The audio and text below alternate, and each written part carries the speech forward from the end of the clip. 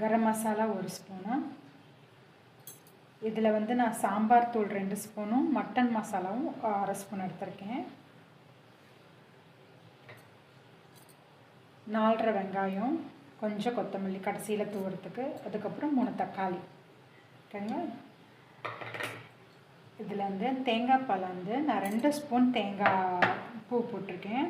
அதுக்கப்புறம் வந்து 10 பல் முந்திரி, கசகசா 1 ஸ்பூனு, அதுக்கப்புறம் வந்து பொட்டுக்கடலை 1/2 ஸ்பூனு, இதெல்லாம் போட்டு அரைச்சி வச்சுருக்கேன். சோம்பு 1/2 ஸ்பூன், இதெல்லாம் போட்டு நல்லா மையாட்டம் அரைச்சி தேவையான தண்ணி ஊற்றி நான் வச்சுருக்கேங்க.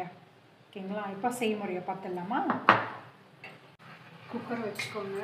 குக்கர் வச்சுட்டு எண்ணெய் அதில் 3 ஸ்பூன் ஊற்றிருக்கேன். இப்போ இந்த கரம் மசாலா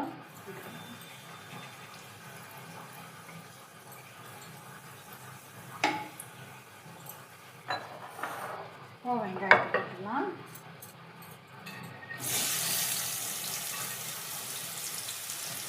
வெங்காயம் போட்டுருக்கேன்.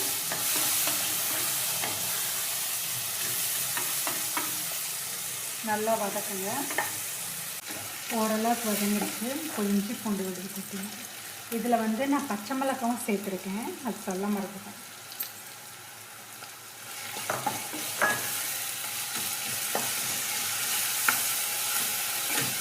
நல்லா வதக்கணும், அந்த வாசனை போகிற வரைக்கும். ஓரளவு வாசனை எல்லாம் போயிடுச்சுங்க. இப்போ வந்து நம்ம தக்காளி போட்டுக்கலாம். 3 தக்காளி சொல்லியிருந்தாலே அந்த 3 தக்காளி போட்டுக்கலாம். ஒரு 2 வதக்கினதுக்கப்புறம் மசாலா தூள்லாம் சேர்த்துக்கலாம். நல்லா வதங்கிடுச்சுங்க. ஓரளவுக்கு வதங்கிடுச்சு. இப்போ வந்து நம்ம வந்து இதில் மட்டன் மசாலா, மஞ்சள்தூள், சாம்பார் தூள் 3 சேர்த்துருக்கேன். நான் டிஸ்கிரிப்ஷனில் சேர்க்கலைங்க, நான் வந்து அப்படியே அளவு சொல்லிடுறேன். நீங்கள் வந்து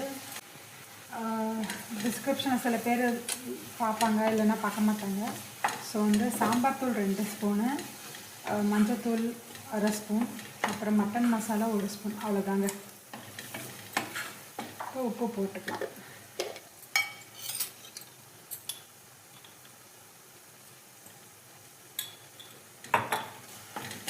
இப்போ இந்த தக்காளி வாசனை எல்லாம் போகிறதுக்கோசரம் நான் கொஞ்சமாக தண்ணி விட்டுறேன்.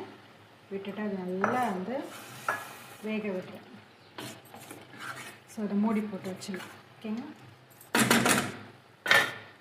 அதுதான் ஒரு 5 நிமிஷம் கழித்து நம்ம திறந்து பார்க்கலாம். நல்லா இந்த பச்சை வாசனைலாம் போயிடுச்சு பாருங்கள். அடுப்பை குறைச்சிட்டு டபுள் பின்ஸ் நம்ம போட்டுக்கலாம்.